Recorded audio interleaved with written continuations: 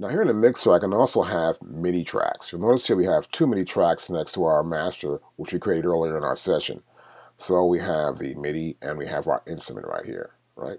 And this is a MIDI track as well. So the MIDI track is just MIDI information. There's no mono or stereo to it. It's just right there in your face, okay? Just that one track. We're going to flip over to our edit window. You'll see here that these are just MIDI tracks, right? These are just appear as clips. I want to go back here and make them appear as notes, all right? And you can see that too. See the notes right there. I can also change those notes. And here, again, as you can see here, I have the piano parts. Let's go back here, and I can play it. We won't see anything or hear anything, right? This fader moves up. I can bring the fader right back down. Nothing happens. All right, now, I want to hear that back. So what I'll do normally is I'll go into here, and I'm going to set up an instrument. Now this instrument track is a stereo track, as you can see here, right? So I want to select a multi-channel plugin. If I go hit a mono, my only options here are just these two, or three actually. We have the click track, which you can make up, or we can use Contact or Reason, the Reason software from Propeller Head. And I'm going here to the multi-channel plugin, and I'm going to select the Mini Grand, and it comes up right there.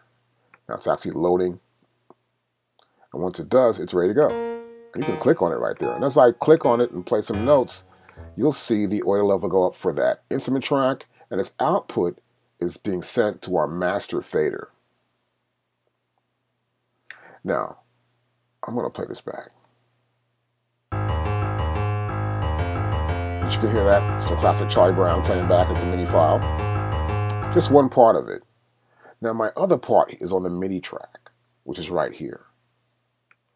And we're not hearing that back at all.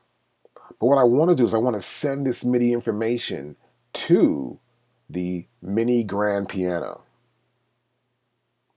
Let me close this piano window up. And you'll see right here, this is an output, MIDI output selector. It says none. I can go to here, I can select the Mini Grand 1, MIDI channel 1, for MIDI channel 1, and now I'll play it back.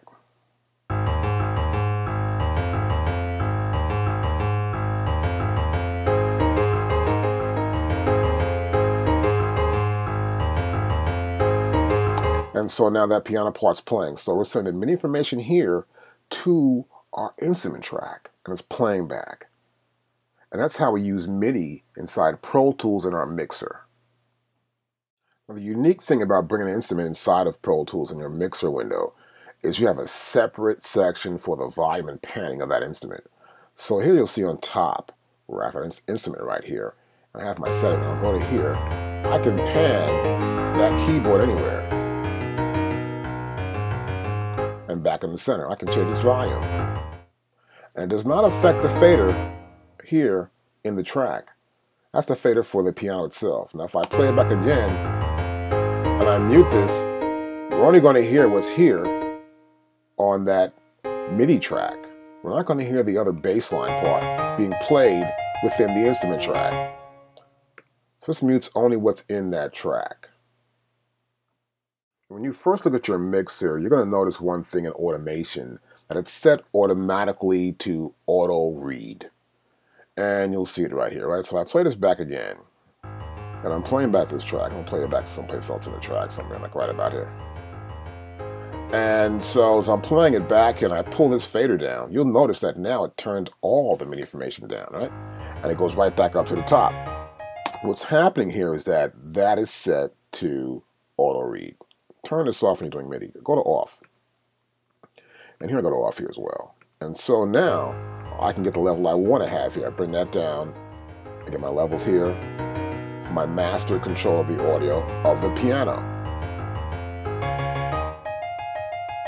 Now, so what happens is I bring this MIDI channel in, this MIDI track right here, and its output goes directly into my instrument track, and its audio output for that plugin, this plugin right here, the Mini Grand, its audio output goes to my master fader. So this is kind of complicated almost, where I have these sends and inserts and where everything goes. In the next video, we're going to talk about the I/O setup and how to set up your inputs and outputs inside of Pro Tools.